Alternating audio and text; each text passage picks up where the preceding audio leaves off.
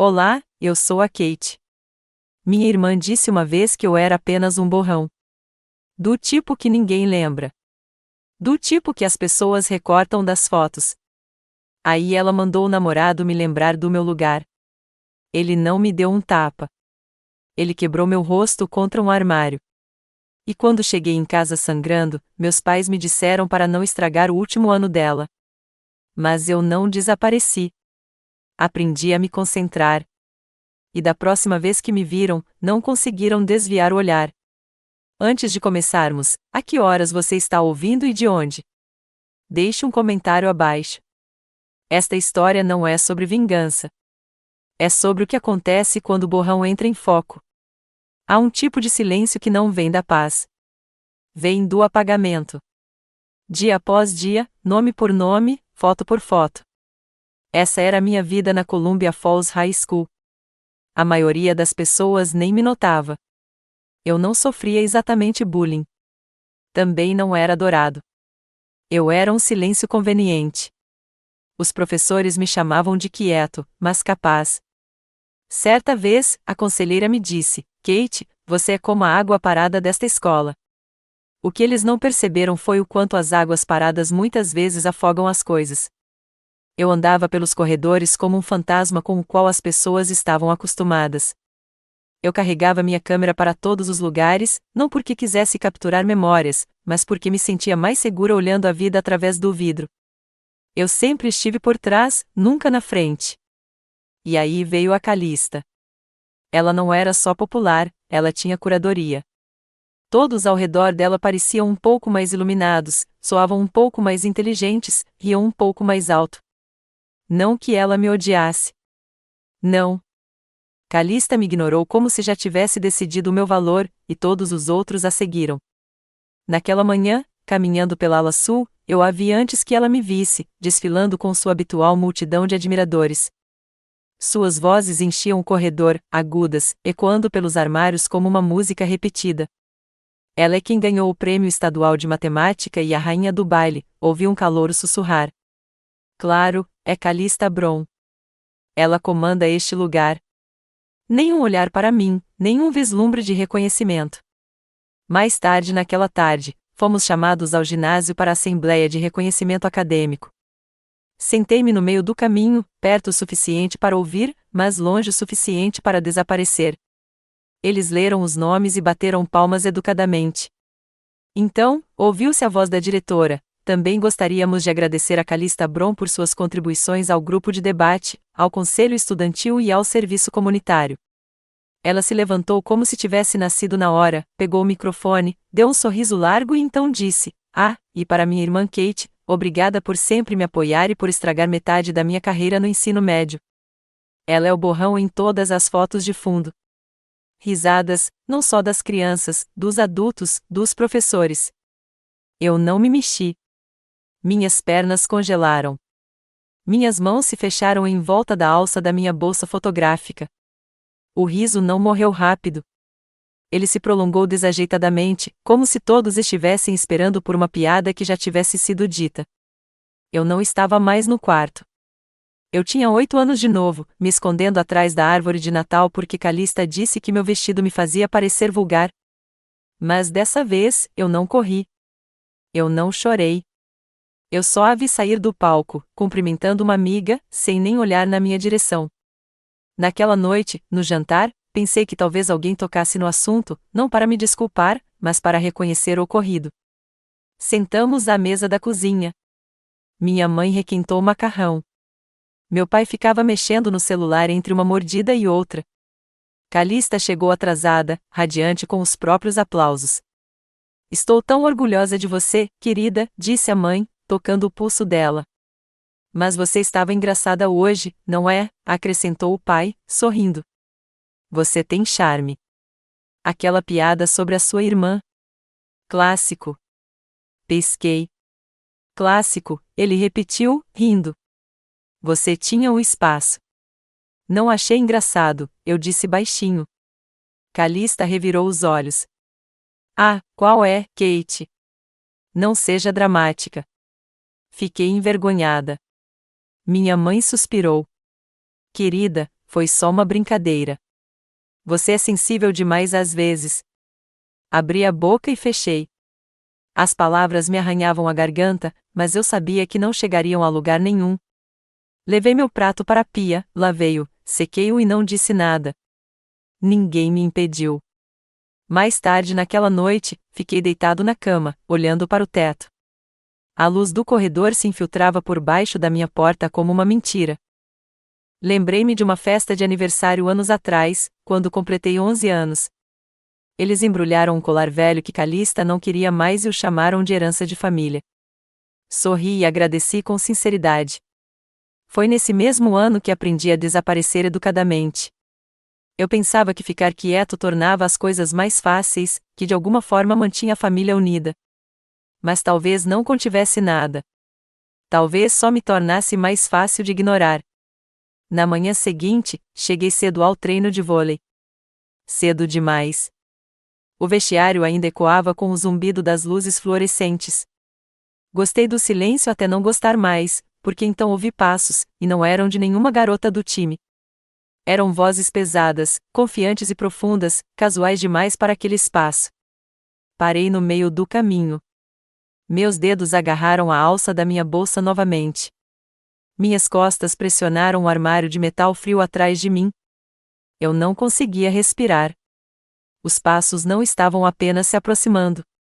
Eram deliberados, confiantes, altos demais para serem de qualquer garota do time de vôlei. Fiquei parado, com a respiração presa na garganta, esperando que eles se virassem, que talvez isso fosse algum acaso, e que entrassem no vestiário errado e rissem disso antes de irem embora. Mas então ouvi o barulho de algo metálico. Alguém havia chutado um banco. A porta rangeu e fechou-se novamente atrás deles. E eu sabia. Eu sabia antes mesmo de vê-los. A voz de Mason Jax cortou o ar, ríspida e presunçosa. Eu disse que ela chegaria cedo. Garota é uma criatura de hábitos. Ele foi seguido por outros dois.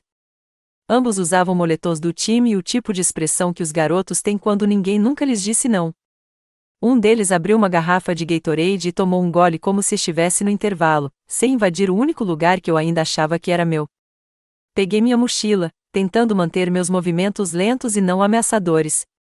Talvez se eu não fizesse contato visual, eles se cansassem e fossem embora.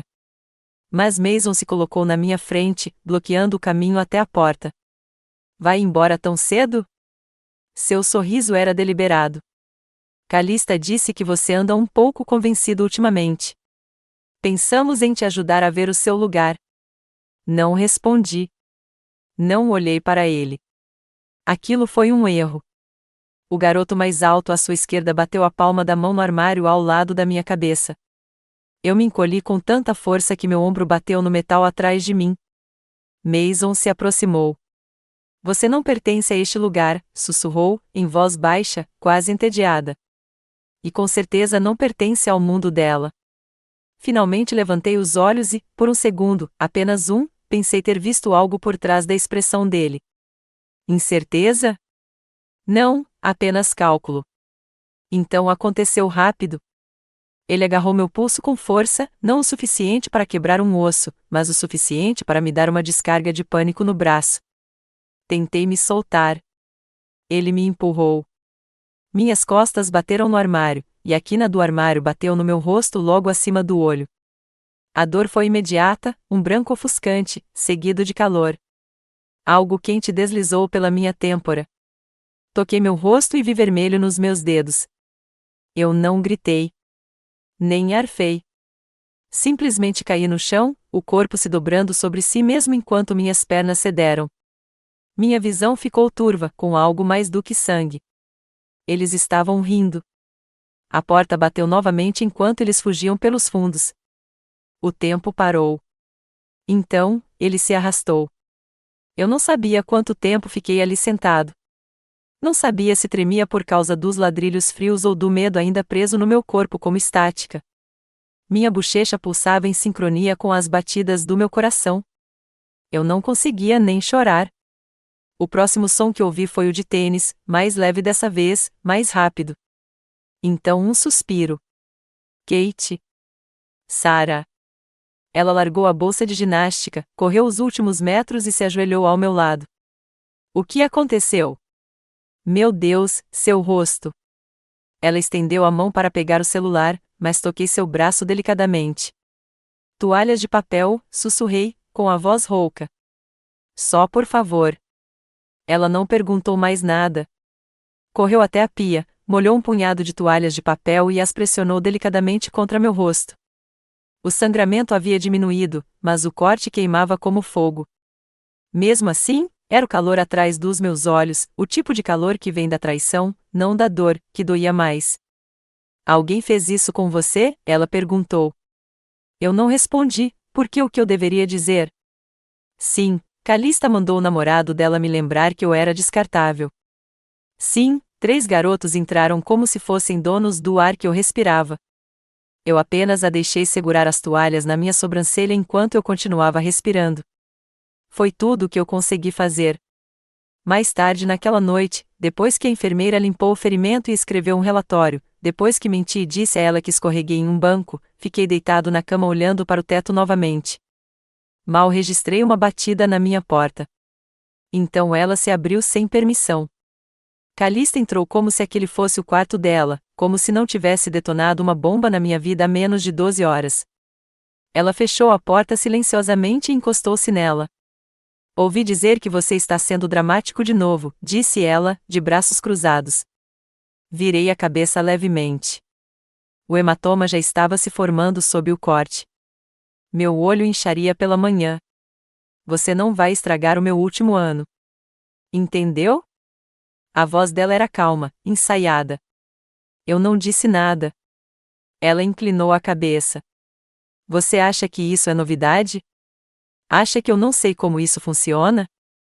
Você corre para alguém, chora um pouco e, de repente, eu sou a vilã. Não vai acontecer. Você não vai tirar isso de mim. Foi a primeira vez que a vi claramente, não como uma irmã, mas como algo mais frio, autopreservador. Ela saiu sem esperar por uma resposta, simplesmente se virou e saiu. Fiquei na cama, encolhida de lado, com uma mão agarrada à bainha do meu cobertor, não por conforto, apenas para sentir alguma coisa. O silêncio naquele momento doeu mais do que o armário. Porque eu soube naquele momento que ela o havia enviado. Não tinha sido por acaso. Ela queria ter certeza de que eu permanecesse onde eu pertencia, sob ela, invisível, útil quando necessário, silencioso quando não. Na manhã seguinte, vesti o moletom com capuz e óculos escuros, mesmo com o céu nublado. Contei para a mamãe que estava com enxaqueca. Ela mal levantou os olhos do tablet. Na escola, eu mantinha a cabeça baixa. Mas, ao entrar no corredor principal perto do auditório, eu os vi. Mason encostado nos armários como se nada o tivesse tocado. Calista ao lado dele, jogando o cabelo para trás enquanto ele sussurrava algo em seu ouvido. E eles riram. Riram como se nada tivesse acontecido. E foi nesse dia que parei de esperar que alguém me salvasse. Eles riram como se nada tivesse acontecido. E foi nesse dia que parei de ter esperança de que alguém me salvaria. No segundo tempo, a dor na minha bochecha havia se transformado numa pulsação que eu conseguia ignorar.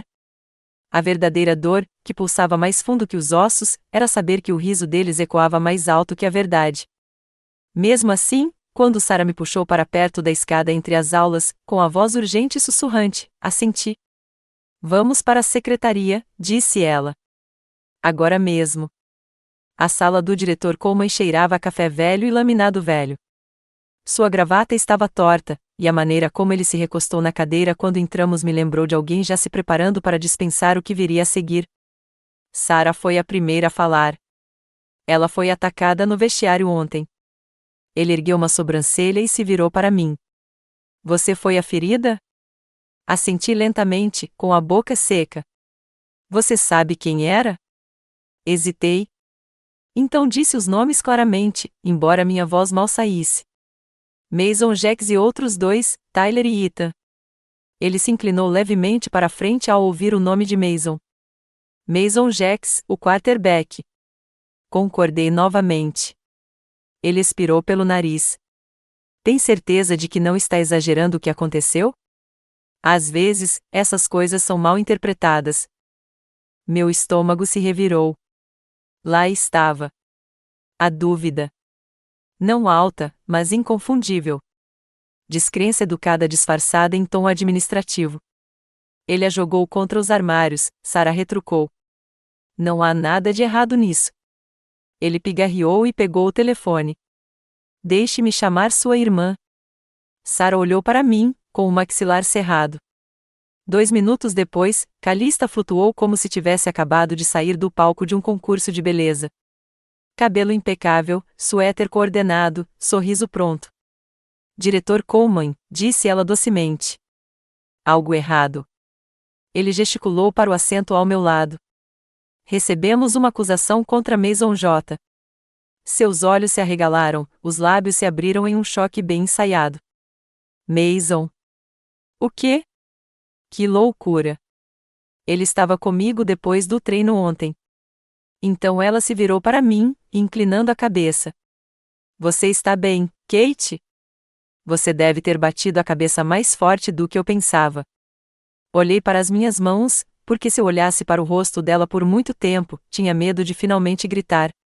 Coleman olhou de um para o outro e fez uma pequena anotação em seu bloco de notas. Vou conversar com os meninos por enquanto. Kate, por favor, volte para a aula.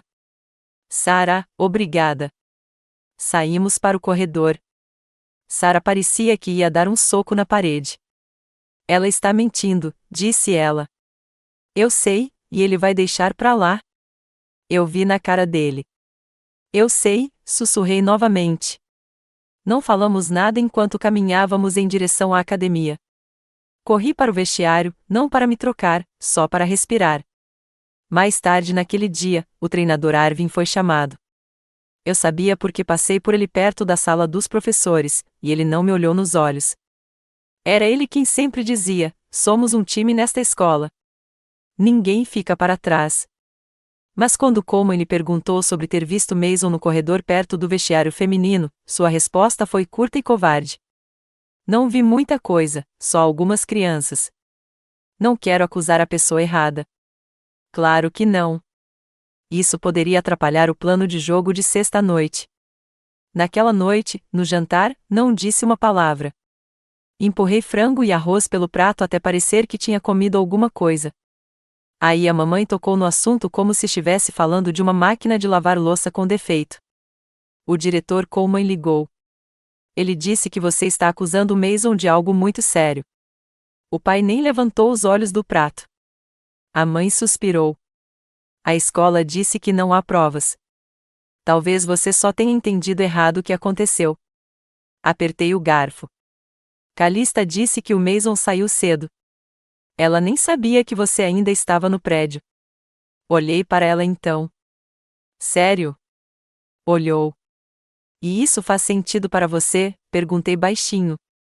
Papai largou a faca com um tilintar. Não queremos colocar o futuro de Calista em risco por causa de um mal-entendido. Não vamos agravar as coisas. O futuro de Calista, não o meu ferimento, nem os hematomas se formando como um trovão lento sob a minha pele. Levantei-me sem dizer uma palavra, levei meu prato até a pia e subi as escadas. Fechei a porta do meu quarto silenciosamente e peguei meu caderno, aquele com páginas meio cheias de coisas que eu nunca disse em voz alta. Não escrevi muita coisa naquela noite, só uma linha. Talvez eu seja invisível. Talvez eles me queiram assim. Na manhã seguinte, fiquei olhando para a tela do meu computador por um longo tempo. Eu havia escrito um e-mail para a diretoria da escola na noite anterior, detalhando tudo e anexando uma foto que Sarah havia tirado do meu rosto machucado antes do inchaço diminuir. Passei o dedo sobre a enviar e então apaguei. Em vez disso, abri um documento em branco e digitei uma nova frase. Foi o que aconteceu comigo. Ficou ali na tela, piscando para mim. Eu não sabia quem acreditaria em mim, mas sabia que o silêncio não era mais segurança. Esse pensamento permaneceu comigo na manhã seguinte, enquanto eu estava em frente ao meu armário, olhando fixamente para os livros didáticos desgastados que eu não tocava havia 2 dias. Eu não tinha contado a Sarah sobre o e-mail não enviado. Não tinha contado a ninguém. Mas aquela frase, foi isso que aconteceu comigo, parecia um fósforo esperando a superfície certa para acender. No terceiro período, pedi para ir à biblioteca. Disse à professora que precisava trocar um livro por uma redação. Ela assentiu, distraída, mal olhando para cima. Então, caminhei sozinha pelo longo corredor, com minha costela machucada pulsando a cada respiração. Dentro da biblioteca, tudo estava silencioso como sempre. A senhorita Garner, a bibliotecária, me cumprimentou com um aceno de cabeça. Eu não pretendia ficar muito tempo. Basta escolher um livro, fingir que está folheando e talvez respirar em um lugar que não exale medo ou falsa simpatia. Eu estava no corredor de não-ficção, lá no fundo, quando os ouvi. 2 garotos rindo baixo e rápido atrás das estantes altas. Suas vozes eram ásperas, como se soubessem que não deveriam falar tão alto. Você teve sorte que o Mason não foi pego, disse um deles. Ele é um idiota fazendo isso perto da câmera do corredor. Fiquei paralisada. Meus dedos ainda estavam apoiados na lombada de um livro grosso sobre fotografia da vida selvagem. Sério, bufou o outro garoto. O cara podia ter esperado até depois da aula, mas não, ele tinha que se exibir na frente de uma câmera. Eu não respirava. A câmera do corredor. Eu sabia a que se referiam. Estava bem em frente ao vestiário feminino, instalada logo acima da saída lateral por onde elas tinham fugido. Eu já tinha passado por baixo dela centenas de vezes, sem pensar 2 vezes. Agora meu coração batia forte contra as costelas. Esperei até que eles fossem embora, suas vozes sumindo em direção ao caixa, antes de lentamente sair da fila. Devolvi o livro, acenei para a senhorita Garner e caminhei calmamente, esperava eu, de volta para a aula. Mas dentro de mim, tudo zumbia. Mais tarde naquela noite, depois que o jantar já tinha sido feito, mas não terminado, e Calista tinha saído, em algum grupo de estudos na casa de Mason, é claro, abri a velha gaveta de madeira da minha mesa e comecei a procurar um pendrive para salvar o rascunho do meu testemunho. Encontrei um pequeno, vermelho, com as bordas descascando. A etiqueta dizia formatura do 6º ano. Curioso, conectei-o ao meu laptop. Uma única foto apareceu. Era Calista em seu vestido branco, cabelo cacheado, sorriso pronto para a câmera. Eu estava ao fundo, o que não era surpresa, meio cortada pelo ombro de alguém. Apenas um pedacinho de mim, meu cabelo e minha expressão insegura. Mas não foi isso que me impediu. Foi o rosto de Calista. Ela não estava sorrindo apenas para a câmera. Ela sorria através dela, e seus olhos não estavam procurando por mim ou por ninguém. Eles estavam fixados na lente com algo frio, quase calculista, como se ela soubesse que aquela imagem seria impressa, emoldurada e pendurada no corredor. Ela era dona daquele espaço, tanto naquela época quanto hoje. Recostei-me na cadeira, com a foto ainda aberta. Durante todo esse tempo, eu pensei que a piada na assembleia fosse apenas isso, uma tentativa cruel de humor. Mas não era uma piada. Era uma confissão que levei anos para fazer. É assim que ela sempre me viu, murmurei. Não como uma irmã, não como uma ameaça, apenas uma reflexão tardia. Imprimi a foto e a coloquei no bolso da frente da minha mochila. Depois, abri meu e-mail novamente. Desta vez, não redigi outra reclamação ao conselho escolar.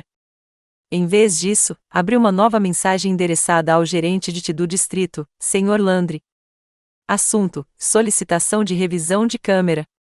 Corpo: prezado Sr. Landry, acredito que um incidente envolvendo a segurança pessoal foi registrado pela câmera do corredor do vestiário feminino na última terça-feira. Solicito acesso ou confirmação da existência da filmagem. Agradeço seu tempo e discrição. Fiquei olhando a mensagem por um minuto inteiro e depois a salvei como rascunho. Naquela noite, deitei na cama com a foto impressa debaixo do travesseiro. Pela primeira vez, não me senti caçado. Senti-me como caçador. Meu pulso estava calmo. Meus pensamentos, aguçados. Eu não estava mais pensando em justiça. Não naquele momento. Eu estava pensando em padrões, evidências, tempo. Quanto mais eles agiam como se eu não importasse, mais claramente eu os via. Sussurrei para a escuridão: se eu desaparecer, será nos meus termos. Poucos minutos depois, meu telefone vibrou no criado mudo. Número desconhecido, sem nome, sem prévia. Abri a mensagem. Estava escrito: você não é o único. Não reconheci o número, mas o que me enviaram mudou tudo. A mensagem chegou a 1h17. Eu ainda estava acordado, deitado de costas no escuro, repetindo a imagem daquela câmera no corredor em minha mente. Meu celular vibrou uma vez no criado mudo. Apenas uma notificação, nenhum nome de contato. Havia um vídeo anexado. Sentei-me lentamente, o silêncio da casa amplificando cada som, o farfalhar do meu cobertor, o suave rangido do assoalho sob meu colchão. Apertei o play, prendendo a respiração. Estava trêmulo e granulado, como se tivesse sido filmado em segredo. A voz de Mason era inconfundível, mesmo sob o crepitar do vento do estacionamento e as risadas baixas. Ela chorou, cara, disse ele, sorrindo enquanto se encostava no carro de alguém. Um empurrão. Foi só o que precisou. Um borrão. O clipe foi interrompido abruptamente. Não me mexi por um minuto inteiro. Eu tinha certeza de que o silêncio na casa se quebraria se eu fizesse isso. Outra mensagem se seguiu. Desculpe. Eu deveria ter enviado isso antes. Eu não sabia o que fazer. Estava assinado, Rosen. Esse nome mexeu com algo enterrado. Rosen Chaves, meu amigo do 6º e 7º ano. Pouco tempo depois, ela se aproximou do círculo de Calista e desapareceu da minha vida do mesmo jeito que eu desaparecia da maioria das fotos. Uma terceira mensagem chegou momentos depois. Tenho o arquivo original. Se você quiser, encontro você atrás do Redwood Café na hora do almoço. No dia seguinte, matei aula e caminhei pelo longo caminho atrás da cafeteria em frente à escola. Rosen já estava lá, de pé sob o toldo, transferindo o peso do corpo de um pé para o outro. Ela parecia diferente, cansada, mais velha do que eu me lembrava, mas familiar no jeito como suas mãos ainda mexiam nas mangas. Ela não falou nada de imediato, apenas estendeu o pendrive. Eu não devia ter ignorado quando aconteceu, disse ela baixinho. Mas não consegui dormir depois daquela piada na assembleia. Eu sei o que ele fez, e sei que ela sabia. Assenti lentamente e peguei o drive da mão dela. Por que agora? Ela olhou para baixo. Porque você estava sangrando, e ninguém disse nada. Então ela se virou e foi embora. 2 dias se passaram. Não contei a ninguém sobre o arquivo. Guardei-o no fundo da minha gaveta, debaixo de um velho livro de preparação para o SAT. Não precisava assistir de novo. Já tinha ouvido o suficiente naquele único clipe. Mas então o envelope chegou. Eram pouco mais de 17 horas de quinta-feira. Eu estava sozinha em casa. Calista tinha uma reunião do clube e meus pais estavam em um evento beneficente local.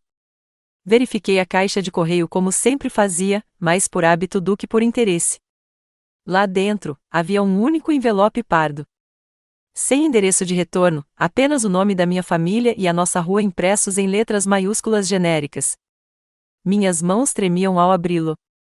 Lá dentro, havia uma coisa, uma foto impressa. Era eu deitado no chão do vestiário, com sangue escorrendo da têmpora, os olhos semicerrados, sem foco. O ângulo da câmera era desconhecido, ligeiramente alto, quase como se fosse do sistema de segurança da academia. Abaixo da foto, havia uma linha digitada.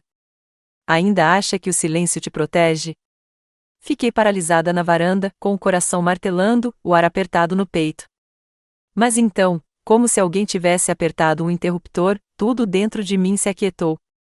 Alguém me viu. Alguém acreditou em mim. E talvez outra pessoa também estivesse cansada de ficar quieta. Naquela noite, enquanto esquentava sobras de espaguete, minha mãe enfiou a cabeça na cozinha. Querida, que tal um corte de cabelo neste fim de semana? Só nós, meninas? Seu tom era gentil, até mesmo descontraído. Ela raramente pedia para fazer coisas comigo sozinha. Pesquei. Claro. Certo. Por um instante, algo em mim se suavizou. Ela entrou, abriu uma garrafa d'água e se encostou no balcão como costumava fazer antes de a vida começar a pender para Calista. Só acho que um visual novo ajudaria. E com tudo o que está acontecendo, ela fez uma pausa e acrescentou cuidadosamente: vamos manter as coisas leves por enquanto, ok? É a semana da entrevista para a bolsa de estudos da Calista. Ela está sob muita pressão. O calor dentro de mim evaporou. A senti uma vez. Claro. Não falamos pelo resto do jantar. Mais tarde naquela noite, sentei-me em frente ao espelho com o USB na mão. Meu reflexo me encarou, machucado, mas sereno, quieto, mas não silencioso. Sussurrei para mim mesma: sempre tive medo de que contar a verdade pudesse destruir a família, mas talvez ela já estivesse destruída, e eu finalmente estou olhando. Voltei para o meu laptop. Conectei o USB, copiei o vídeo para uma pasta oculta, abri um novo documento do Word e escrevi uma frase. Não estou fazendo isso para te arruinar, Calista. Estou fazendo isso para parar de me tornar menos do que sou. O cursor piscou sob as palavras como se estivesse esperando permissão. Abri a página oficial de registro de incidentes do Conselho Escolar. Meu dedo pairou sobre o botão de upload de evidências. A tela brilhou suavemente, iluminando minha mão. Então meu telefone vibrou novamente. Uma mensagem. Ela vem atrás de você em seguida. A mensagem não me assustou. Confirmou que eu já tinha esperado o suficiente. Não respondi. Não perguntei quem a enviou. Acabei de largar o telefone, abri meu laptop e olhei para a miniatura do vídeo mais uma vez. O rosto de Mason, meio iluminado pelas luzes do estacionamento, congelado em meio a um sorriso irônico, como a piada final da qual ninguém deveria ter rido. Na manhã seguinte, eu estava no banheiro da escola entre o segundo e o terceiro período. Minha mochila estava no chão de ladrilhos, aberta ao meu lado, enquanto eu rolava as notificações. Meu polegar hesitou quando vi a publicação. Mason sorrindo. A legenda dizia: algumas pessoas sangram fácil. Acho que todos nós temos nossos talentos. Abaixo disso, uma reação se destacou. Então ande Calista. Ela não só gostou, como comentou: Deus abençoe seu coraçãozinho frágil. Meu estômago não se embrulhou. Meus olhos não lacrimejaram. Em vez disso, um silêncio estranho se instalou sobre mim, como uma névoa se dissipando. Tirei uma captura de tela da publicação, bloqueei meu celular e fiquei parado por um minuto inteiro dentro daquela cabine azul clara. Depois, saí, sequei as mãos e fui para a biblioteca. Durante o almoço, imprimi a correspondência, guardei o papel na minha pasta e voltei para o meu armário. O corredor estava meio vazio, algumas crianças ainda terminando suas refeições, outras reunidas em pequenos grupos de conversa perto das máquinas de venda automática. Abri meu armário e colei a impressão na parede interna, não para escondê-la, mas para lembrar. Se eu precisasse de uma desculpa para não recuar, murmurei baixinho: é esta. Mais tarde naquele dia, eu estava atravessando o corredor do ginásio a caminho da aula de história quando vi algo que me deixou paralisado. Thales Garver, uma caloura com uma voz suave e passos ainda mais suaves, foi imobilizada perto da estante de troféus por Ethan, amigo de Mason, aquele que ficou lá no dia em que caí e não fez nada. A alça da mochila de Thales estava presa no punho de Ethan. Ela ficou em silêncio, os lábios tremendo. Eu não pensei. Apenas me movi. Caminhei até eles, coloquei meu corpo entre eles e disse claramente: afastem-se agora. Ethan olhou para mim, presunçoso. Ah, qual é? A gente só estava conversando. Você me ouviu, eu disse, não mais alto, mas com mais firmeza. Ele me encarou por um segundo a mais, como se não conseguisse acreditar que eu ainda estava de pé. Mas recuou. Thales soltou o ar que claramente estava segurando e se pôs atrás de mim. Ethan deu de ombros como se não se importasse, depois se virou e foi embora, assobiando como um vilão de desenho animado. Do outro lado do corredor, vi o treinador Arvin observando. Ele não disse nada, mas mesmo assim fui até ele. Você viu isso? Perguntei baixinho. Ele se mexeu, sem jeito. É. Assenti uma vez. Por quanto tempo você acha que o silêncio mantém seu emprego seguro? Seu maxilar se moveu, mas ele não respondeu. Apenas desviei o olhar, como se o chão tivesse algo que valesse a pena estudar. Depois disso, acompanhei Thales até a aula. Ela não falou nada, mas sua mão roçou na minha na porta. Naquela tarde, encontrei um bilhete dobrado no meu armário. Sem nome, apenas 4 palavras rabiscadas em papel pautado. Você me salvou. Não pare. Li-o 3 vezes antes de guardá-lo no bolso. De volta a casa, no silêncio do meu quarto, sentei-me de pernas cruzadas no chão e desdobrei o bilhete novamente. Achei que minha voz era baixa, sussurrei. Acontece que ela ainda não tinha atingido o alvo. Pela primeira vez em muito tempo, não senti que estava perseguindo algo. Senti que estava construindo algo. Naquela noite, enquanto eu ajudava a colocar a louça na máquina de lavar, meu telefone vibrou. Um novo e-mail. Sequei as mãos numa toalha e a abri. Assunto: oportunidade de depoimento agendada. Corpo: você recebeu 10 minutos para apresentar uma declaração e materiais de apoio na reunião do Conselho Escolar nesta sexta-feira, às 16h30, na sala 206. Meu coração não batia forte. Apenas se acalmou, como se eu tivesse pisado em terra firme depois de tanto tempo à deriva. Dobrei a mensagem na palma da mão como se fosse algo sagrado. Certo, disse eu suavemente. Vamos começar. Eu não precisava mais que eles acreditassem em mim. Eu precisava que eles me ouvissem. A reunião do conselho estava marcada para o final da tarde, o tipo de hora em que as sombras se estendem pelo chão de ladrilhos e até as luzes fluorescentes parecem mais frias. Cheguei 10 minutos mais cedo, conforme as instruções, sozinho, apenas eu, o USB na palma da mão e tudo o que me restava.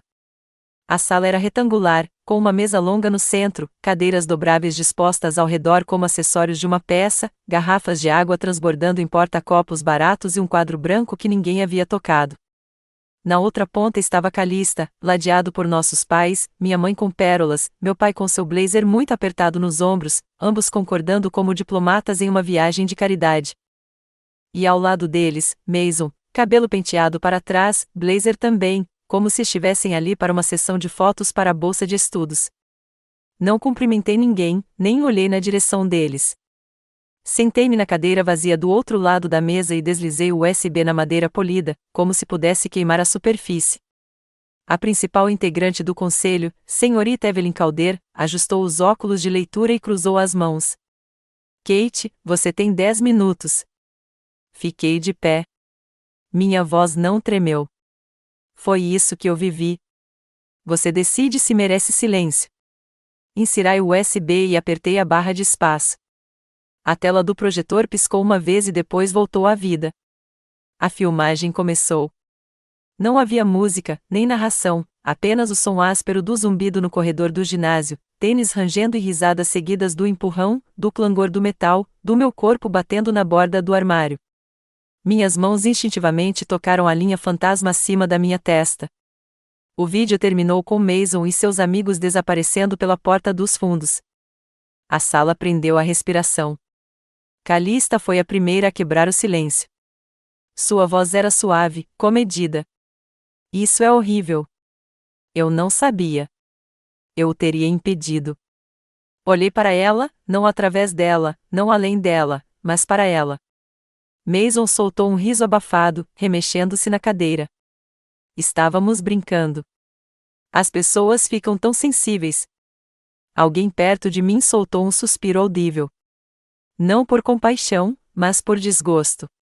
Foi então que a senhora Calder levantou outra folha de papel.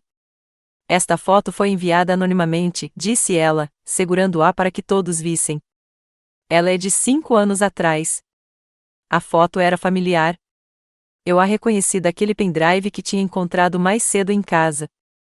Calista na minha formatura da 6ª série, eu meio recortada do quadro. A voz da senhorita Calder quebrou o silêncio novamente. Isso não é um comportamento novo, é?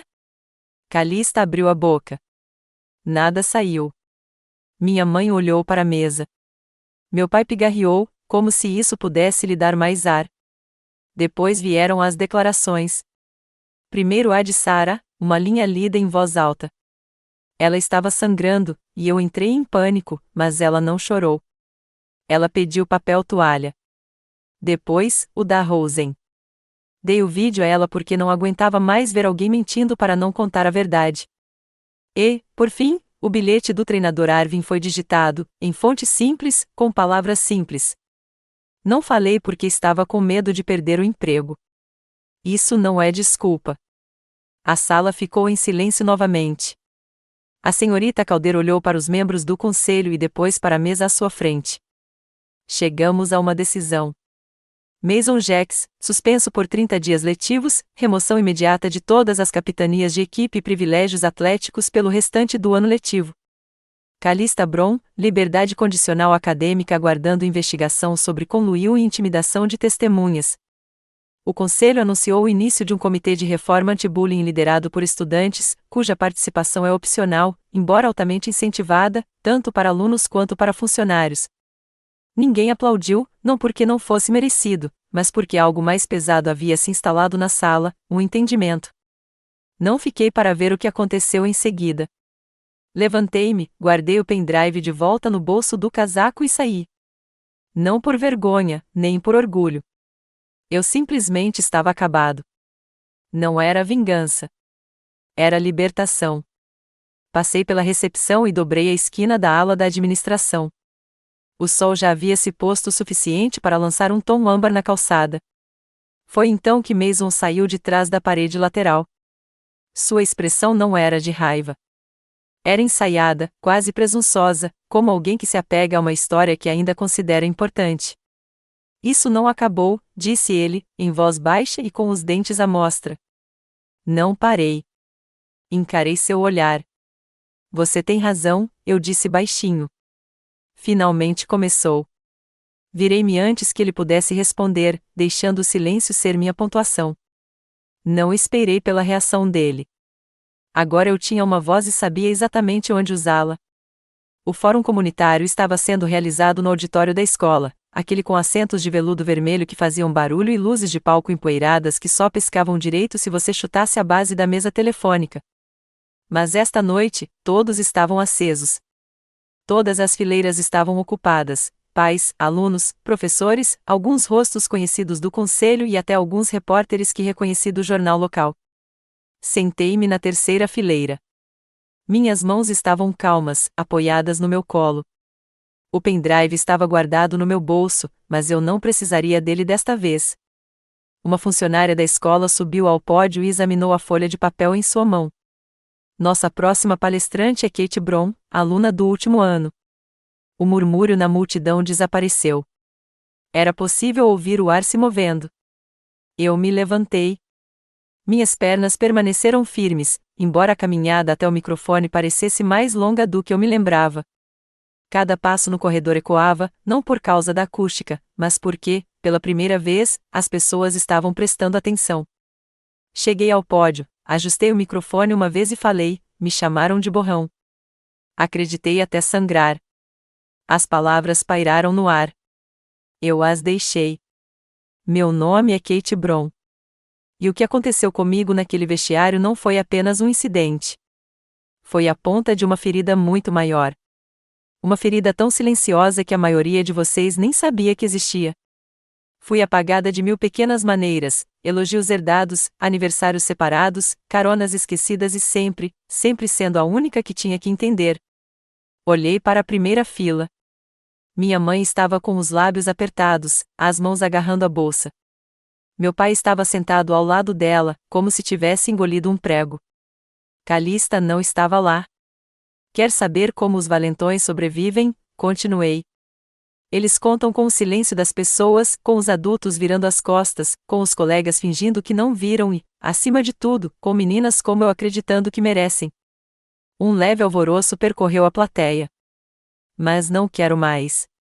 Assim que recuperei o fôlego para continuar, o assistente técnico na cabine folheou os slides, os recursos visuais pré-carregados que eu havia enviado antes. Então aconteceu. Sem aviso, uma foto piscou na tela atrás de mim. A foto da formatura do 6º ano. Calista sorrindo à frente, cabelo impecável, postura orgulhosa. Eu meio fora do enquadramento, bloqueada pelo ombro de alguém, um borrão, uma sombra, nada mais. A plateia não ficou boquiaberta. Não precisava. Virei-me e encarei a imagem. Aquela garota merecia mais, disse suavemente, depois voltei para a sala. Todos nós também. O silêncio que se seguiu não pareceu ausência. Pareceu atenção. Concluí com uma frase, não se trata apenas da minha história. Trata-se de todos que você já deixou desaparecer. Os aplausos começaram devagar, não altos, não forçados, mas se espalharam, sinceros. Saí do palco sem precisar olhar para ninguém. Eu não precisava dos rostos deles. Eu já sabia como era o meu agora.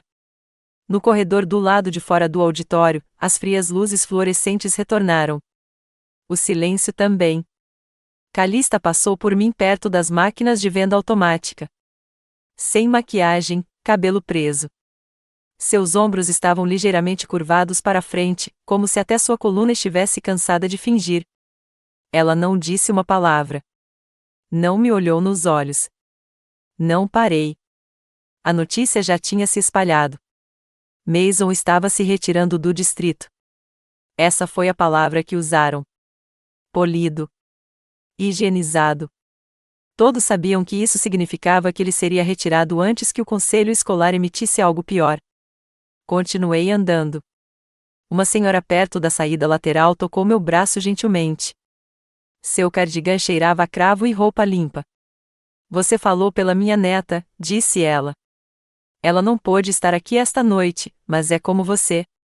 Fiz uma pausa. Foi a primeira vez na noite que fiquei sem fôlego. Eu também estava como ela, eu disse. Mas não mais. Mais tarde, depois que o prédio estava quase todo vazio e a noite voltou ao seu silêncio habitual, saí. O ar outonal cortava minha pele, fresco e revigorante. As folhas se perseguem pela calçada, como se tivessem que estar em algum lugar. Peguei meu celular. Uma nova mensagem de um nome que eu tanto procurava. Thales. A mensagem dela foi apenas uma frase. Obrigada por se levantar. Um dia eu também me levantarei. Não respondi nada imediatamente. Algumas palavras não precisam de resposta. Elas só precisam cair. E talvez seja isso que o poder realmente seja. Não ser barulhento, apenas não ter medo. A manhã de segunda-feira chegou como qualquer outra, só que agora os corredores não ecoavam com o mesmo peso. Mason tinha ido embora. Sem aviso, sem pedido de desculpas, simplesmente sumido. Seu nome não constava na lista de presença, e alguém disse que seu armário tinha sido esvaziado no fim de semana. Alguns disseram que sua família o transferiu para uma escola 2 condados adiante.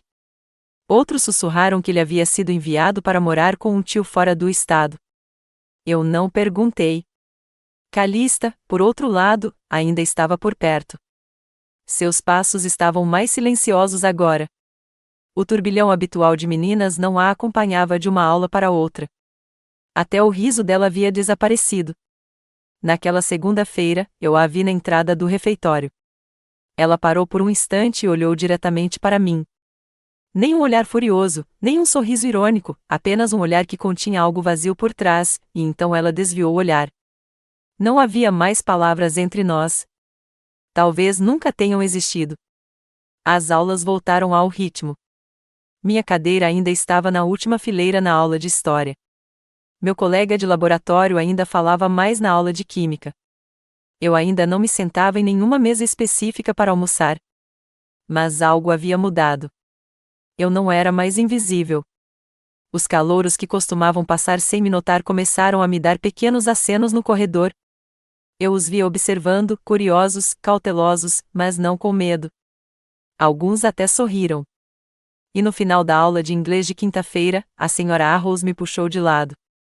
Vamos realizar uma oficina liderada por estudantes no mês que vem, disse ela, tirando um folheto da gaveta da mesa. Sobre voz, identidade e superação de adversidades. Acho que sua perspectiva significaria algo. Peguei o folheto com 2 dedos. O papel era grosso, impresso com intenção. Assenti uma vez. Mais tarde naquela noite, em casa, encontrei um pedaço de papel dobrado na minha mesa, não em um envelope, apenas deixado cuidadosamente em cima do meu laptop. A letra da minha mãe, inclinada e cuidadosa. Não te protegemos. Estamos tentando aprender como. Não amassei o papel. Não respondi. Apenas o coloquei debaixo da manga. Algumas coisas não precisavam de resposta, mas precisavam ser mantidas. No final da semana, a Galeria da Juventude da comunidade inaugurou sua mostra de outono. Eles enviaram uma série que intitulei Amblar no Mor. Eu a organizei cuidadosamente, não apenas com a câmera, mas com a memória. Uma foto mostrava duas meninas em vestidos de formatura, Calista totalmente em foco, na frente e no centro, eu cortada de lado, cabeça levemente abaixada, meu crachá quase invisível e borrado.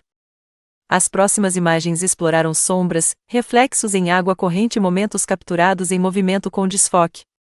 Mas então as imagens finais mudaram novamente, a última delas sozinha no final da parede. Era eu, tirada na semana passada. Montei o tripé e o temporizador, enquadrei a foto cuidadosamente e fiquei sob a luz suave do sol. Fiquei de frente para a lente, centralizado no enquadramento, sem desafio, sem orgulho, apenas ali.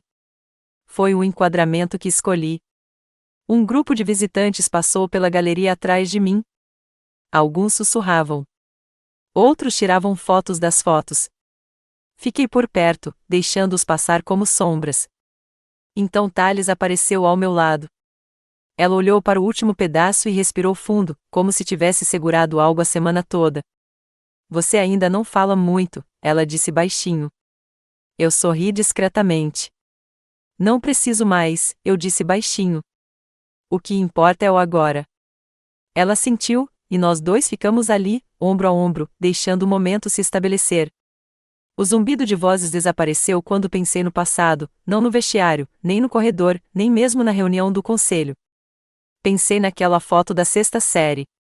Aquela em que eu não passava de uma garota borrada, o amor de outra pessoa. E, no entanto, lá estava eu. Calista uma vez me chamou de fundo desfocado. Mas eu não desmaiei. Eu me concentrei.